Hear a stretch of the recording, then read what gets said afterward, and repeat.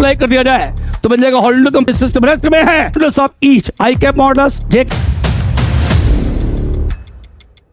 Hello बच्चों, गिरते ही है सहसवार मैदान जंग में, वो कुफ्र क्या जो घुटनों के बल चले। छोटी सी बात, प्रयास करेंगे तभी सफल होंगे, प्रयास करेंगे तभी सफल होंगे। अगर आप किसी क्वेश्चन को, किसी भी डाउट को सॉल्व कर रहे हैं और पहली बार वो नहीं हुआ तो निराश मत होइए, दोबारा सॉल्व कीजिए, तिबारा सॉल्व कीजिए, 100% सॉल्व होगा। रामायण में भी लिखा है भाई, करत करत अभ्यास के जड़ मत होत सुजान। इसका मतलब इंसान को जो प्रैक्टिस होती है ना, वो परफेक्ट बनाती है। कुल मिला के बिना अभ्यास के, बिना प्रैक्टिस के हम कुछ भी नहीं कर सकते। मैं G K Srivastava, Horizon Academy physics faculty, आपका स्वागत करता हूं। मैंने पिछली क्लास में वेक्टर का इंट्रोडक्शन पढ़ाया था। आज मैं वेक्टर को आगे की तरफ ले जाऊंगा। उसके और भी पार्ट्स हैं जिसमें डॉट प्रोडक्ट भी आएगा, क्रॉस प्रोडक्ट भी आएगा, और अभी भी वेक्टर को कुछ बातें हैं जो समझाना जरूरी है। तो आइए हम स्टार्ट करते हैं, वेक्टर को आगे कंटिन्यू करते हैं। पिछली क्लास से मैंने सिखाया था वेक्टर क्या होता है, स्केलर क्या होता है, वेक्टर को ऐड कैसे करते हैं, और साथ ही साथ law of parallelogram of vectors मैंने आपको सिखाया था। मैंने आपको सिखाया था कि अगर वेक्टर p और वेक्टर q है, उसका रिजल्टेंट r है, then you can write r vector should be equals to vector p vector plus vector q vector, right. And अगर इसको स्केलर फॉर्म में लिखा जाए तो मैंने समझाया था r का square equals to p square plus q square plus 2p cos alpha. और इसका जो रिजल्टेंट होगा वो हॉरिजॉन्टल से जितने डिग्री के एंगल पे इंक्लाइंड होगा, अगर वो एंगल बीटा मान लिया जाए, तो मैंने आपको सिखाया था कि tan beta equals to q sin alpha divided by p plus q cos alpha, right है। ये बातें मैंने आपको सिखाई थी, उसमें कुछ न्यूमेरिकल्स भी कराए थे आपको। अब कुछ बातें और भी हैं सर। चलिए हम पढ़ेंगे यहां पर components of a vector. Components of a vector मतलब क्या है? सपोज कीजिए हमारे पास ये ऑब्जेक्ट है और ये है हॉरिजॉन्टल, और बेटा ये है आपका वर्टिकल, जिसे बोर्ड पे आप एक्स एक्सिस या वाई एक्सिस भी कह सकते हो। तो नेचुरल है, एक्स और वाई आपस में कैसे है? परपेंडिकुलर है। अब करा क्या गया, इस ऑर्बिट को फोर्स एफ से थीटा डिग्री के एंगल पे खींचा गया। मतलब हमने इस ऑर्बिट पे फोर्स लगाया f at an angle theta with horizontal. चाहते क्या हो? हम ये चाहते हैं भाई इस फोर्स का कितनी वैल्यू अलोंग एक्स एक्सिस पाई जाएगी, इस फोर्स की कितनी वैल्यू अलोंग वाई एक्सिस पाई जाएगी sir. The value of f along x-axis is called as horizontal component of vector, and value of f along y-axis for this figure is called as vertical component of a vector. Right? निकालोगे कैसे भैया? तो simple सी theory है, ध्यान से देखिएगा sir. मैंने इसको यहां बनाया, लिख दिया मैंने ये f है बेटा, ये एंगल आपने दिया है थीटा, तो ये हो गया हॉरिजॉन्टल कंपोनेंट, ये कैसा होगा? Vertical component. देख बेटा, अगर ये वर्टिकल है, मैथमेटिकली ये क्या हो गया? वर्टिकल हो गया। मैंने इस ट्रायंगल की हेल्प ले ली, और सुनो, इस ट्रायंगल से अगर निकाला मैंने साइन थीटा, परपेंडिकुलर और हाइपोटेनियस, देखे निकल गया v equals to f sine theta. और अगर यहीं से मैंने cos थीटा निकाला तो बेस और हाइपोटेनियस, तो जो f h निकला वो निकला f cos थीटा। हाँ जी, इसका मतलब हॉरिजॉन्टल कंपोनेंट निकल गया f cos theta, vertical component क्या निकल गया? f sin theta. Shortcut, simple सी थ्योरी। अगर किसी ऑर्बिट पे कोई फोर्स एक्टिवेट है, कोई वेक्टर एक्टिवेटेड है at an angle theta with horizontal, है ना, तो भैया अगर उस फोर्स में cos से मल्टीप्लाई कर दोगे तो बन जाएगा हॉरिजॉन्टल कंपोनेंट, साइन से मल्टीप्लाई कर दोगे तो बन जाएगा क्या आपका? Vertical component. जैसे लाइक सपोज करिए हमने ये लगा दिया सर 60 न्यूटन का फोर्स लगाया और एंगल दे दिया कितना? बोलो 60 डिग्री। मैंने हॉरिजॉन्टल से एंगल दिया है, कोई बात नहीं सर। तो देखो इसका जो हॉरिजॉन्टल कंपोनेंट होगा वो लिखा जाएगा f cos 60, और वर्टिकल कंपोनेंट क्या होगा? लिखा जाएगा f sin 60। इसका मतलब अगर इस फोर्स में cos से मल्टीप्लाई कर दिया जाए तो बन जाएगा हॉरिजॉन्टल कंपोनेंट f cos 60, और वर्टिकल क्या बन जाएगा? f sin 60 for this figure. हाँ जी, अगर ये आउटवर्ड है तो कंपोनेंट भी क्या होंगे? आउटवर्ड होंगे। सर क्या ये दोनों कंपोनेंट्स आपस में परपेंडिकुलर हैं? बिल्कुल है sir. That's why these two are called as rectangular components of a vector. इसलिए भैया जी इसे हम rectangular components of a vector भी कहते हैं। और समझ लो सर, मैंने क्या किया बेटा, इस पूरे को मिटाया, और थोड़ा यहां ध्यान से समझिएगा सर। लीजिए सर, मैंने लिखा, लो जी, एक फोर्स F है, कुछ ऐसे बनाया और मैंने मान लिया वर्टिकल से थीटा डिग्री के एंगल पे इंक्लाइंड है, वर्टिकल से थीटा डिग्री के एंगल पे इंक्लाइंड है। अब आप चाहो तो आप इसे ऐसे भी लिख सकते हो, ध्यान से देख लो। ये लिखोगे एफ तो होगे 90 माइनस थीटा, क्योंकि वर्टिकल से थीटा है तो हॉरिजॉन्टल से 90 माइनस थीटा होगा।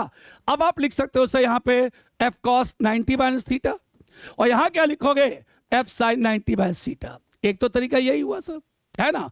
और नहीं तो ये फोर्स जिस लाइन के साथ झुका होता है, ये फोर्स जिस लाइन के साथ इंक्लाइंड होगा वहां पे पड़ जाएगा cos component F cos theta, और वर्टिकली यहां पे क्या पड़ जाएगा साइन कंपोनेंट। ऐसे डायरेक्ट भी लिख सकते हो। इसे सॉल्व करोगे साइन आएगा, इसे सॉल्व करोगे क्या आएगा कॉस आ जाएगा। बात वही की वही आएगी।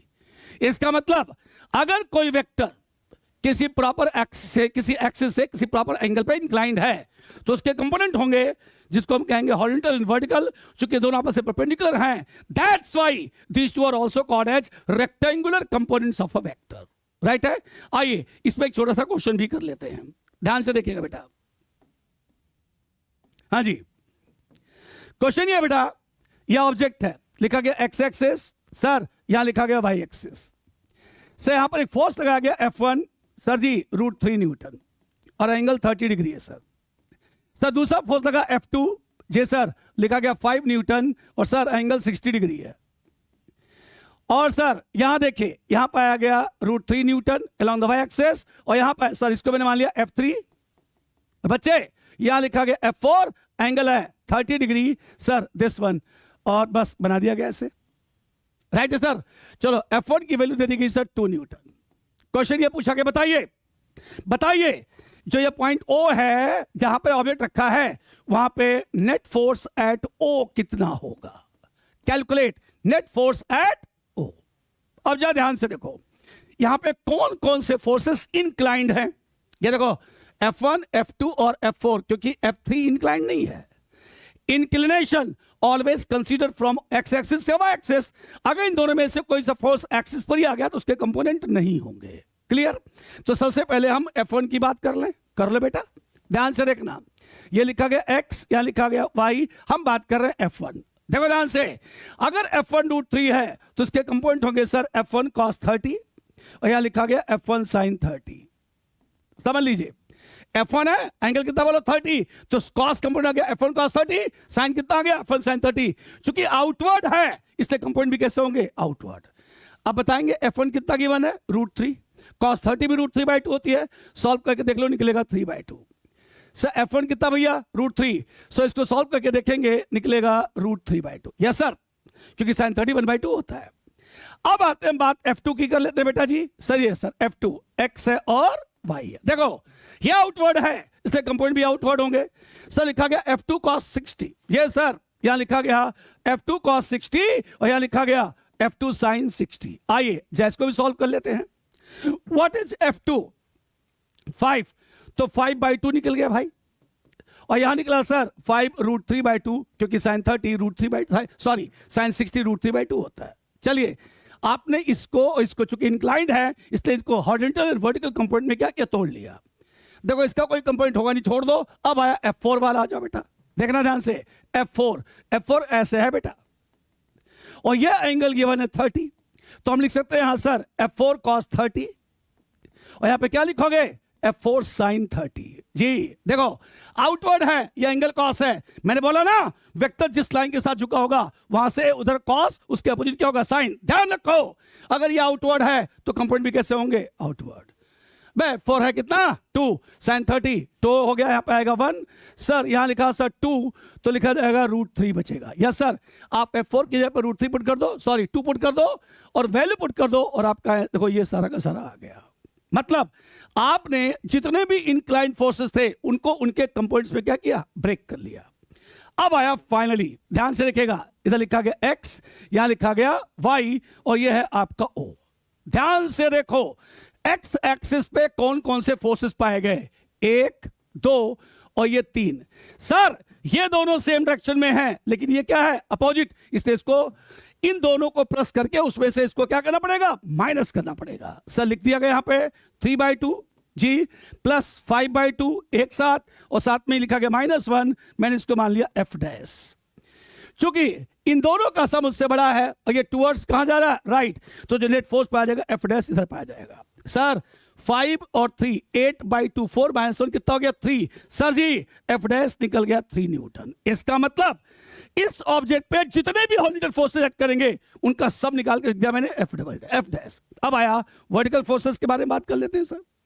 वर्टिकल फोर्सेस में देखो √3/2 5 √3/2 जी सर, √3/2 प्लस 5 √3/2 जी सर, दोनों सेम डायरेक्शन में है। ये देखो ये भी अपवर्ड है प्लस √3 और सर ये भी है प्लस √3।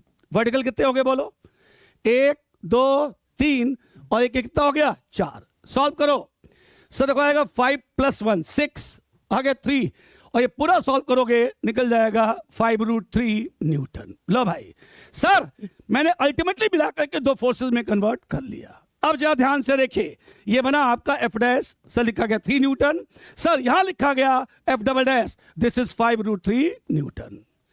इस पॉइंट पे जो नेट फोर्स लगेगा सर उसको मैंने मान लिया एफ, वो इन दोनों के रिजल्टेंट के क्या होगा, बराबर होगा। याद रखना ये एंगल कितना बोलो 90 है और cos 90 कितना होता है 0 होता है। So that's why the resultant force will be equals to F square equals to F dash का square plus F double dash का square।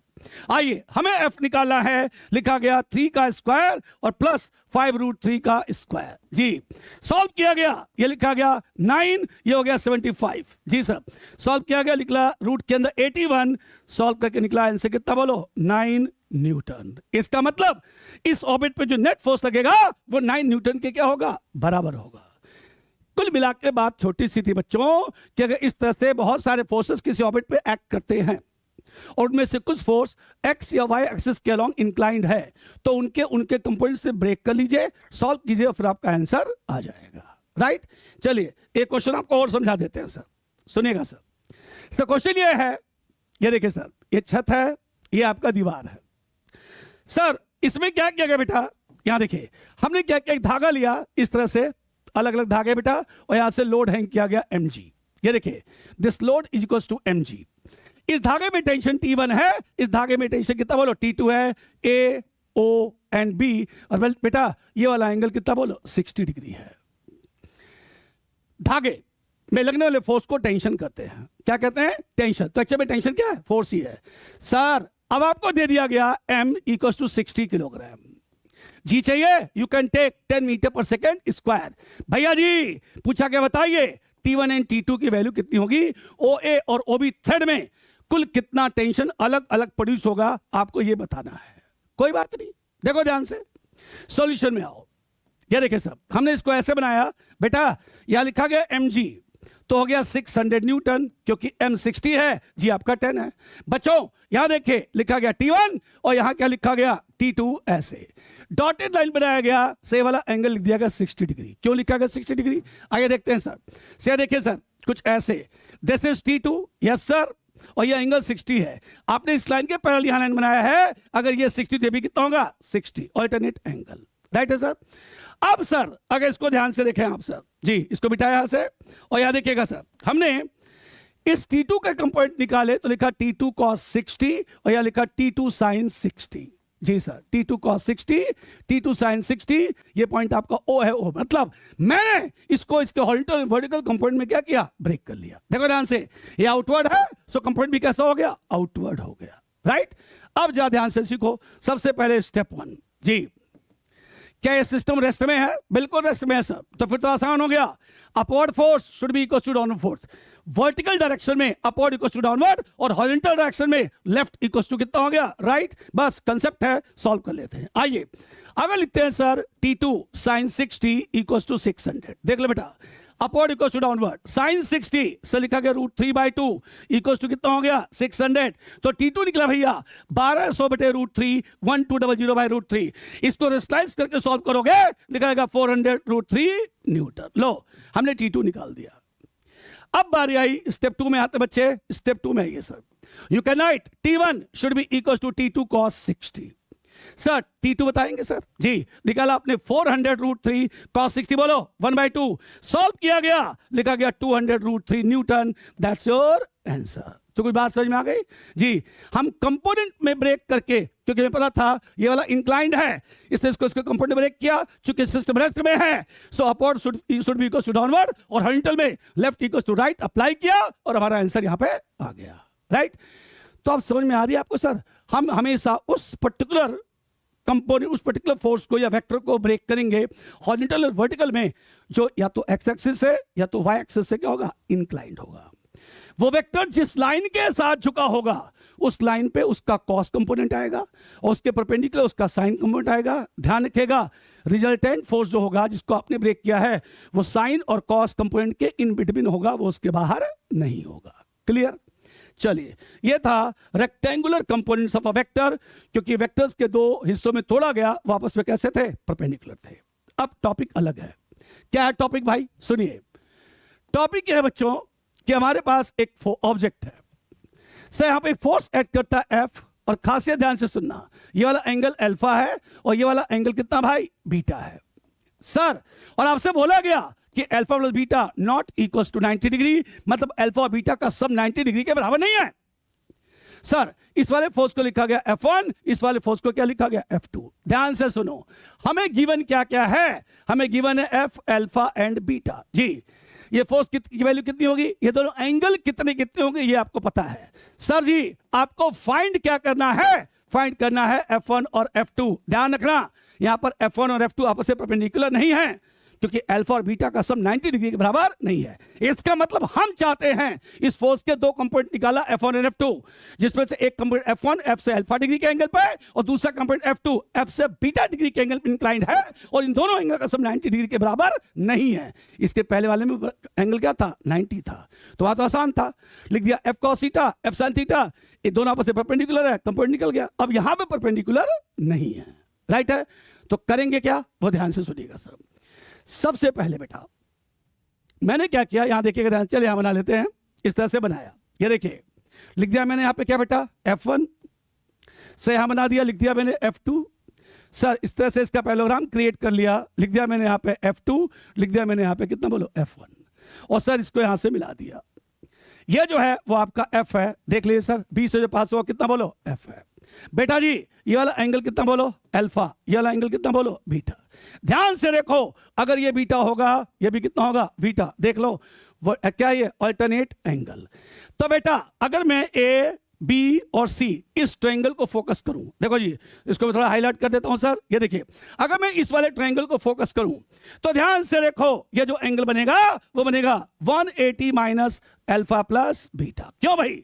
क्योंकि इस ट्रायंगल के तीनों एंगल का सम कितना होगा बोलो, 180। दैट्स व्हाई अगर 180 में इन दोनों का सम को मैच कर दोगे तीसरा वाला एंगल खुद ब खुद निकल आएगा। फिर बोल रहा हूं सर, आपको एफ गिवन है, आपको अल्फा गिवन है और आपको सिर्फ बीटा गिवन है, राइट है, बाकी कुछ गिवन नहीं है। तो आइए सर आगे बढ़ते हैं। अब सर मैथमेटिक्स में एक रूल होता है साइन रूल, जिसे फिजिक्स में हम लोग लेमीज थ्योरम भी कहते हैं। साइन रूल या लेमीज थ्योरम होता क्या है, जैसे अगर आपने ये वाला फोर्स लिया एफ, ध्यान से देखो क्या लिया आपने, एफ लिया, तो इसके ठीक सामने का एंगल ये हुआ, इसके लिए लिखेंगे sine 180 minus alpha plus beta. सुनिए बेटा, अगर आपने फोर्स लिया एफ तो इसके ठीक सामने के एंगल का साइन, अगर आपने लिखा F1 जी सर तो इसके ठीक सामने के एंगल का sine sine beta equals to, अगर आपने लिखा F2 तो इसके ठीक सामने, सर F2 ये है सर, अगर आपने लिखा F2 इसके ठीक सामने का एंगल कितना हो गया, अल्फा, ये आपस में क्या होंगे, बराबर होंगे। फोर्स डिवाइड बाय ठीक सामने के एंगल का साइन, फोर्स डिवाइड बाय ठीक सामने के एंगल का साइन, फोर्स डिवाइड बाय ठीक सामने के एंगल का साइन आपस में क्या होता है, बराबर होता है। मैथमेटिक्स के अकॉर्डिंग में सब पता होना चाहिए आपको sir, sine 180 minus theta equals to sine theta. जी सर, तो ध्यान से देखो, अगर आपने इसे थीटा मान लिया तो sine 180 minus alpha plus beta equals to sine alpha plus beta. तो लिख दिया यहां पर sir F divide by sine alpha plus beta. आगे लिखा गया F1 divide by sign beta और आगे लिखा गया F2 divide by sine alpha. ध्यान से देखो, F अल्फा और बीटा ये तीनों नोन हैं, यही तो गिवन है। गिवन नहीं क्या है सर, वो आपका F1 गिवन नहीं है। तो अगर आप इन दोनों को इक्वेट कर लोगे तो जो लिखा गया F1 सर लिखा जाएगा F sign beta divide by sine alpha plus beta. ये ले सर, क्या किया सर, मैंने इन दोनों को आपस में क्या किया, इक्वेट कर लिया। सर अब अगले स्टेप में फिर से हमने इन दोनों को इक्वेट कर लिया। अगर इक्वेट करोगे तो लिखा जाएगा F2 that's equals to F sin alpha divide by sin alpha plus beta. देखो ध्यान से, हमें अल्फा बीटा पता है, पुट कर देंगे, यहां से F1 और F2 आपका निकल जाएगा।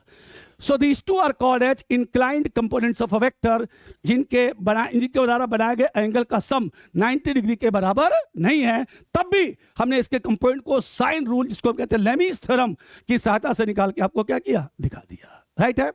चलिए अब हम थोड़ा आगे बढ़ते हैं सर। नेक्स्ट सर आया लेमीज थ्योरम जी। क्या होता है सर, सुनिए। हमारे पास एक ऑब्जेक्ट है, तीन फोर्सेस एक्ट कर रहे हैं। We are three forces, F1, F2 और F3। ये लो सर, खासियत इस पॉइंट पे ध्यान रखना, जहां जिस पॉइंट पे वो एक्ट कर रहे हैं उस पॉइंट से या तो तीनों की डायरेक्शन आउटवर्ड या तो तीनों की क्या होगी, इनवर्ड होनी चाहिए। सर सुनिए, ये वाला एंगल मान लिया गया θ1, यस सर। सर ये वाला एंगल मान लिया गया θ2 सर, और ये वाला एंगल मान लिया गया θ3। राइट है। तो अकॉर्डिंग टू साइन रूल या Lami's theorem, F1 divide by sine θ1 sir लिखा गया F2 डिवाइड बाय साइन θ2 और लिखा गया F3 डिवाइड बाय साइन θ3 आपस में क्या होता है, बराबर होता है। फिर वही है, फोर्स डिवाइड बाय ठीक सामने के एंगल का साइन, फोर्स डिवाइड बाय ठीक सामने के एंगल का साइन, इसको θ2 मान लेते हैं, इसको θ3। यस सर सुनिए, फोर्स डिवाइड बाय ठीक इसके सामने के एंगल का sine and force divide by ठीक इसके सामने के एंगल का साइन, तीनों का रेशियो आपस में क्या होगा, बराबर होगा। This is Lami's theorem. इसी को क्या कहते हैं भैया जी, इसी को कहते हैं हम लेमीज थ्योरम। क्लियर है, जिसका इस्तेमाल मैंने अभी पिछले क्वेश्चन में किया था। So this is the Lami's theorem. Right. चलिए अब इस पर एक क्वेश्चन है। क्या है क्वेश्चन भाई, सुनना। क्वेश्चन यह था, हमारे पास जी एक 13 मीटर लॉन्ग मासलेस वायर था AB। चलो जी, 13 मीटर लंबा एक वायर है AB, करेक्ट है सर। हमने क्या किया सर, हमने उसे दीवार में दो कील ठोकी, जिसके बीच की डिस्टेंस भी 13 मीटर है, और दोनों कील के बीच उस वायर को क्या किया, बांध दिया। ठीक है। दीवार में दो नेल्स ठोक दी गई सर, हिट की गई सर, एक नेल यहां पे एक नेल यहां पे है। उन दोनों नेल के बीच की डिस्टेंस भी 13 मीटर ही है और वायर की लंबाई भी कितनी है, 13 मीटर ही है। अब अगले स्टेप में क्या किया गया, इस वायर की सहायता से 20 kg का एक वेट हैंग किया गया। कैसे, अब ध्यान से सुनना सर। यहां लिखा गया A, डॉटेड बना दिया सर, ये लिखा गया B, और यहां से एक 20 kg का वेट हैंग किया गया लाइक दिस। एक मिनट जरा, हाँ जी सर, 20 kg का वेट हैंग किया गया भाई, मिट जा, हाँ जी लो सर, यहां देखिएगा ऐसे बनाया मैंने और ऐसे बनाया। यहां से सर 20 kg का वेट नीचे हैंग किया, mg। अभी मैं m की वैल्यू लिख दूंगा सर। चलो इस पॉइंट का नाम दिया मैंने C। तो देखा मैंने सर, ये लंबाई 5 मीटर, ये लंबाई 12 मीटर, टोटल कितना हो गया, 17 मीटर जी। 13 मीटर था सर, 13 से बढ़ के कितना हो गया, 17 मीटर, मतलब 4 मीटर वो फैल गया, लेकिन वो इस कंडीशन में ऐसे पाया गया। सर इस वाले हिस्से का टेंशन T1 है, इस वाले हिस्से का कितना बोलो, टेंशन T2 है। चलो जी, और पूछा क्या गया सर, चलो जी m दे दिया 20 kg, जी आपको चाहिए कितना बोलो, 10 मीटर पर सेकेंड स्क्वायर। सर पूछा गया T1 और T2 इनकी वैल्यूज क्या होगी। फिर से सुन लीजिए, दीवार में दो नेल्स ठोक दी गई, उसके बीच की डिस्टेंस 13 मीटर है, 13 मीटर, और एक 13 मीटर लंबाई मासलेस वायर लिया गया सर, वहां पे बांध दिया गया। करेक्ट है। जब इससे 20 किलोग्राम का एक लोड इस तरह से हैंग किया गया तो देखा गया 12 + 5 17, वायर की फाइनल लंबाई 17 मीटर हो जाती है, और वो कुछ इस तरह से पाया जाता है। बताइए T1 और T2 की वैल्यू कितनी होगी, मतलब CA और CB जो पार्ट है उसमें कुल कितना अलग अलग टेंशन प्रोड्यूस्ड होगा। अब सबसे पहले तो ध्यान से देख लो, हम लिख सकते हैं AB square equals to AC square plus CB square. Check करो, AB आपका 13 है, यस सर। से यहाँ क्या लिखोगे, 5, यस सर। यहाँ लिखोगे 12, yes sir. So 169 equals to 169, yes sir. और अगर ऐसा है तो एंगल ACB कितना हो गया बेटा जी, 90 डिग्री हो गया। सर मैंने ब्रेक प्रूफ कर दिया, सही वाला एंगल कितना होगा, 90 डिग्री के बराबर होगा। अब सुनो, अब थोड़ी बात समझिएगा सर। मैंने क्या किया, यहां से इस तरह से परपेंडिकुलर ड्रॉ किया बच्चे 90 डिग्री के एंगल पे, और सर अगर ये वाला एंगल हम मान लेते हैं थीटा, तो पता बेटा एंगल कितना होगा 90 माइनस थीटा। जी सर, और ये वाला एंगल होगा आपका 90 माइनस थीटा। क्यों? वाई? अच्छा चलो इस ट्रायंगल को ध्यान से देखो जो आपने बनाया है सर। अगर आप ये थीटा मानते हो 90, तो फिर कितना होगा 90 माइनस थीटा। क्यों? क्योंकि इन तीनों सम का एंगल कितना होना चाहिए 180 होना चाहिए। सिमिलरली अब अगर आपने ये एंगल थीटा मान लिया तो अगला वाला कितना होगा 90 माइनस थीटा। राइट है? तो बेटा जी फिर ये वाला एंगल कितना होगा, ये वाला एंगल थीटा होना चाहिए। कैसे? देख लो सर, ये देखिए आपने इस एंगल को प्रूव किया 90 माइनस थीटा, ये हो गया 90, ऐड करके देखो ये एंगल कितना हो गया थीटा, जोड़ दो सर आपका आ गया। इसका मतलब ये वाला एंगल फिर कितना हो गया थीटा हो गया। अब सुनिए मैं इन तमाम चीजों को बाहर निकालता हूं और आपको बात को समझाता हूं सर। लो बेटा, तो सर मैंने कुछ ऐसे बनाया, ये देखिए सर यहां लिखा T1 जी, यहां क्या लिखा T2 सर, यहां से वेट हैंग किया गया कितना बोलो mg, और ध्यान रखना ये एंगल कितना बोलो 90 है। सर बताइए अगर ये एंगल थीटा है तो फिर ये कितना होगा बताएंगे sir? This is equals to 180 minus theta. क्यों? ये देखो ये पूरा लाइन यहां से यहां तक कैसे बोलो स्ट्रेट लाइन है। यस ये लाइन क्या है स्ट्रेट है, और इतने एंगल को आपने माना थीटा, तो फिर ये कितना हो गया 180 माइनस थीटा। सर इधर देखो अगर ये वाला एंगल 90 माइनस थीटा है तो फिर ये एंगल कितना होगा बोलो 90 प्लस थीटा। यस सर, काहे को? अरे बिल्कुल सर, सुनिए अगर ये वाला एंगल 90 माइनस थीटा पूरा स्ट्रेट लाइन, तो अगला कितना हो गया 90 प्लस थीटा। यही समझ लो अगर लिखा गया साइन 180 माइनस थीटा तो हो गया साइन थीटा, और अगर लिखा गया साइन 90 प्लस थीटा तो क्या बन गया आपका कॉस थीटा। इस बात को ध्यान रखिएगा सर। अब सारा आसान हो गया। जैसे अगर हम लिखते हैं सर mg तो डिवाइड बाई साइन 90, कौन सा थ्योरम सर? Lami's theorem. जी ये वेट इसके ठीक सामने का एंगल कितना हो गया साइन 90। सर आगे लिखते हो सर T1 जी, तो इसके ठीक सामने का एंगल साइन 180 माइनस थीटा, और अगर आप लिखते हो T2 तो लिखोगे sine 90 plus theta according to Lami's theorem. जी सर, वेट डिवाइड बाय ठीक सामने के एंगल का साइन, वेट डिवाइड बाय ठीक सामने के एंगल का साइन, और वेट मतलब टेंशन डिवाइड बाय ठीक इसके सामने के एंगल का साइन। चलिए mg 20 हो गया 200, साइन 90 होता 1। सर लिखा गया T1 साइन थीटा और लिखा गया T2 कॉस थीटा। सर अगर आप इन दोनों को इक्वेट कर लेते हो तो निकलेगा T1 सर लिखा गया 20 साइन थीटा, और लिखोगे T2 तो लिखोगे 20 कॉस थीटा। मतलब मैंने क्या किया, एक बार को इसके साथ, एक बार को इसको इसके साथ इक्वेट किया। सवाल ये उठा हमें साइन थीटा और कॉस थीटा नहीं पता है। बिल्कुल पता है। कैसे? देख लो, आपने जिस ट्रायंगल को बनाया था वो ये था, देख लो ध्यान से ABC। लो बेटा ABC राइट एंगल, ये एंगल थीटा है, ये 5 है, ये 12 है, ये कितना बोलो 13 है। साइन थीटा परपेंडिकुलर और हाइपोटेनियस। लो भाई तो 20 इंटू 12 बाई कितना हो गया 13। कॉस थीटा बेस और हाइपोटेनियस मतलब हो गया 5/13 न्यूटन एंड न्यूटन। ले भाई मैंने इस तरह से T1 एंड T2 को निकाला by the using Lami's theorem. तो लेमीज थ्योरम का एप्लीकेशंस ऐसे भी होता है। राइट है सर? तो लेमीज थ्योरम के लिए 3 फोर्सेस की जरूरत होती है, तीनों आउटवर्ड या तीनों इनवर्ड होना चाहिए। सर फोर्स डियाबेटिक सामने के एंगल का साइन, एंडर फोर्स डियाबेटिक सामने के एंगल साइन, अनदर फोर्स डियाबेटिक उसके सामने के एंगल साइन। इन तीनों का जो रेशियो होता है आपस में बराबर होता है। This is called as Lami's theorem. Right? तो वेक्टर्स में इतनी सारी बातों का पता होना आपको जरूरी था। अब आते हैं सर वेक्टर इन 3 डायमेंशनल प्लेन, मतलब in terms of I, J and K। सुनिए सर, ये देखिए मैंने बनाया x एक्सिस, सर लिखा गया y एक्सिस और लिखा गया z axis. Sir x axis, y axis, z axis all of them are perpendicular to each other and meeting in a point. The vector equation of x axis is I cap, से यहां लिखा गया j cap, यहां लिखा गया k cap. That's why we can say I cap perpendicular to j cap perpendicular to k cap. और ध्यान रखो अगर कैप है तो इसकी वैल्यू कितनी होगी I cap modulus of j cap modulus of k cap equals to 1। जी सर अगर आप लिखते हो I कैप इक्वल्स टू 1 गलत, अगर आप लिखेंगे आप modulus of I cap equals to 1 ये करेक्ट है ना?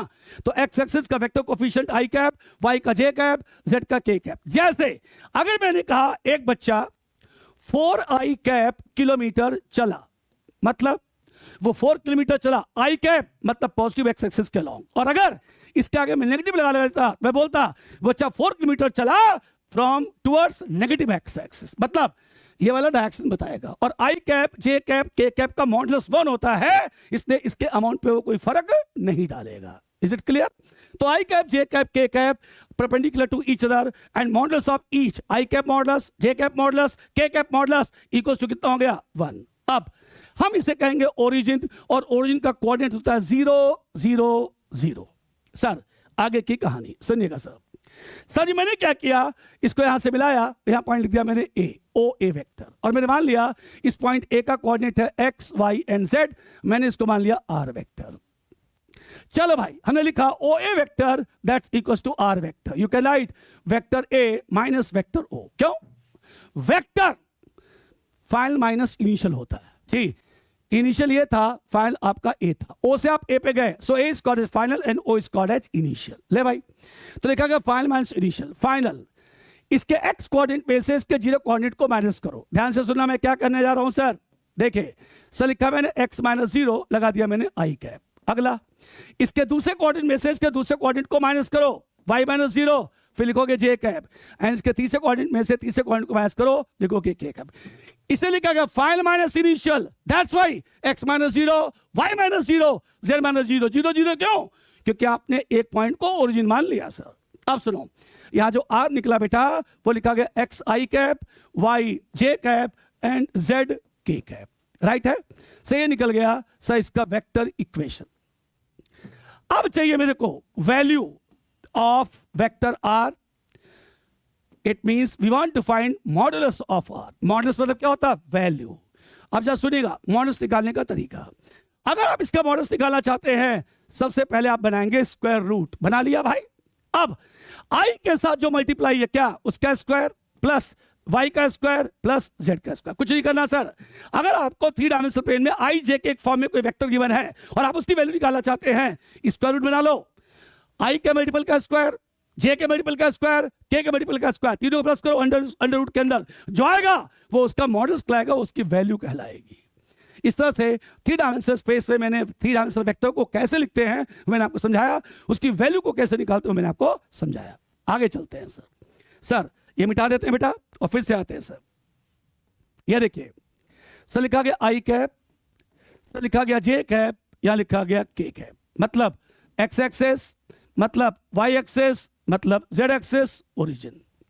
चले मान लेते हैं ये वेक्टर आर वेक्टर है दिस सर, एल एक्सेस से एक्स एक्सेस से उसका एंगल अल्फा है, तो लिखा गया angle of R vector with X axis is alpha, with Y axis is beta, with Z axis is gamma. मान लिया ये जो आर वेक्टर है वो एक्स एक्सिस से अल्फा, वाई एक्सिस से बीटा, जेड एक्सिस से गामा एंगल पे इंक्लाइंड है। और अभी आपने लिखा था R equals to X I cap, Y J cap and Z K cap. और जब बात मॉडुलस ऑफ आर की आई तो आपने लिखा सर रूट के अंदर X square plus Y square plus Z square. अब सपोज करो आपको अल्फा एंगल निकालना है, तो उसके लिए फॉर्मूला दिया गया कॉस अल्फा। ध्यान से सुनना सर, लिखा गया coefficient of I cap divide by modulus of R जी। कोफिशिएंट ऑफ आई कैप कितना बोलो? एक्स है, and modulus of R root के अंदर X square plus Y square plus Z का स्क्वायर, मतलब आई के साथ जो मल्टीप्लाई वो लिखेंगे डिवाइड बाई उसी का मॉडुलस। अब लिखेंगे कॉस बीटा, तो लिखेंगे coefficient of J cap divide by modulus of R जी sir. Coefficient of J cap हो गया कितना बोलो? वाई, रूट के अंदर X square plus Y square plus Z square. और अगर निकालना आपको कॉस गामा, तो वही कोफिशिएंट ऑफ जे कैप की जगह के कैप मतलब Z divide by modulus of R, sir लिखा गया जेड रूट के अंदर X square plus Y square और प्लस जेड स्क्वायर। इसका मतलब ये वेक्टर एक्स एक्सिस के साथ जितने डिग्री का एंगल इंक्लाइंड है उसके लिए एंगल बनाया गया cos alpha, cosine of alpha, I का मल्टीपल का मतलब X divide by modulus of R, Y divide by modulus of R, Z divide by modulus of R, मतलब एक्स वाई जेड, या coefficient of I, coefficient of J, coefficient of K है, नीचे modulus of are है। समझ में आ गया?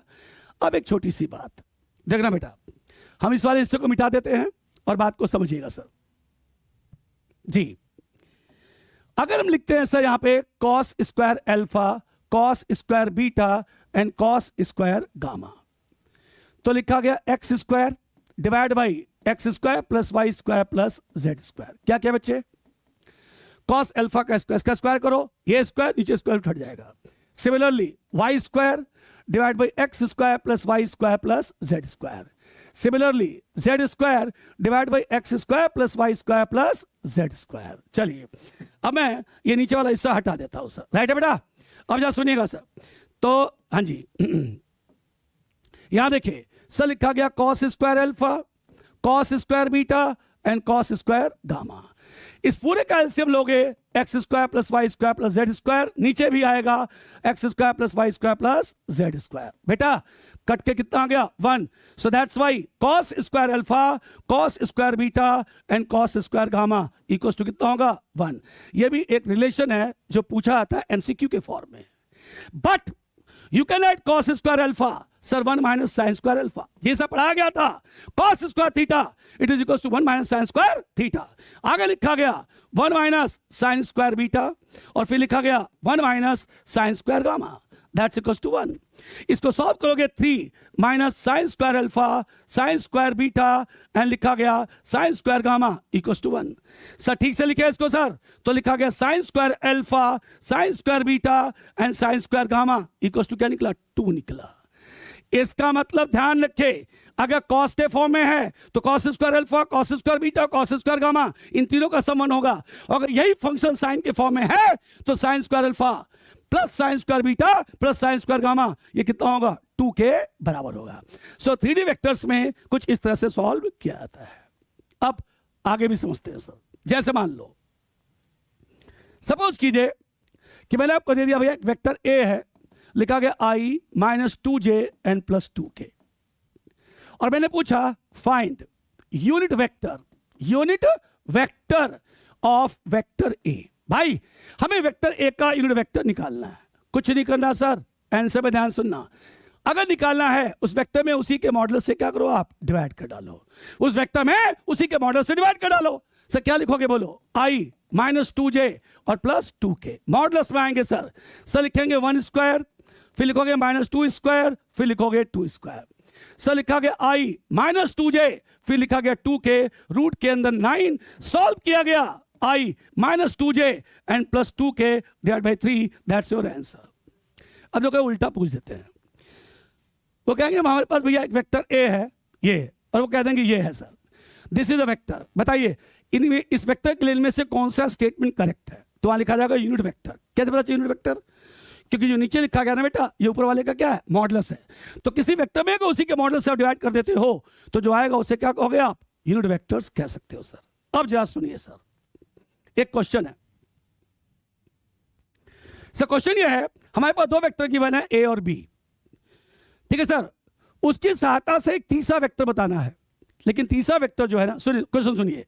2 vector given है A and B, इनका जो रिजल्टेंट वेक्टर होगा उसके एक पैरेलल वेक्टर पाया जाएगा, उस पैरेलल का वेक्टर का यूनिट वेक्टर क्या होगा? मतलब find a unit vector which is parallel to resultant of vector A and vector B.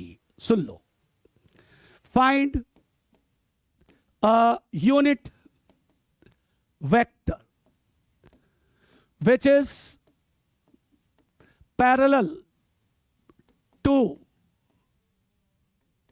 resultant of vector A 2i plus j plus 4k and vector B I plus 2j minus K. ये question है। मतलब हमारे पास ये 2 vectors given है sir. बिल्कुल, सबसे पहले आपको इसका रिजल्टेंट निकालना है। चलो जी, तो सॉल्यूशन में निकालते हैं रिजल्टेंट वेक्टर। याद है ना बेटा, रिजल्टेंट वेक्टर गिवन वेक्टर्स के वेक्टर सम के क्या होगा? बराबर होगा। तो भाई मैंने निकाल दिया रिजल्टेंट वेक्टर, ऐड कर लेते हैं। 2i प्लस आई कितना हो गया? 3i। Sir j plus 2k, ये सर j है, ये दिस इज j। सर लिखा गया 3j, यस सर, और लिखा गया आपका 3k। दोबारा चेक कर लीजिए, 2i plus I 3i, j plus 2j 3j, 4k minus k 3k आ गया। अब कहा गया find a unit vector which is parallel to this vector. Sir required vector. अगर मैं मान लूं सी वेक्टर, तो C vector it is given कि जो सी वेक्टर होगा वो आर वेक्टर के पैरेलल होगा।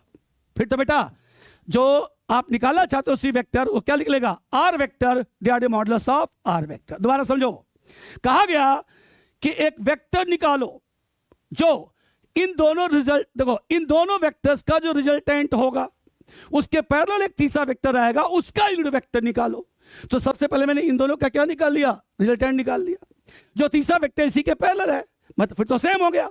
और अगर सेम है उसका यूनिट वेक्टर निकालना है तो उसी वेक्टर में उसी के मॉडल से क्या करेंगे? हम डिवाइड कर डालेंगे। इसीलिए जो निकला मैंने उसी के मॉडल, उसी के मॉडल से डिवाइड कर देंगे तो रिक्वायर्ड वेक्टर जो सी वेक्टर वो आपका निकल जाएगा। आइए, सर लिखा गया C vector, R vector, sir लिखा गया 3i, सर लिखा गया 3j plus 3k। Yes sir, root के अंदर सर 3 का स्क्वायर लिखा गया, 3 का स्क्वायर 3 का स्क्वायर। जी सर, 3 का स्क्वायर प्लस 3 का स्क्वायर प्लस 3 का स्क्वायर रूट के अंदर।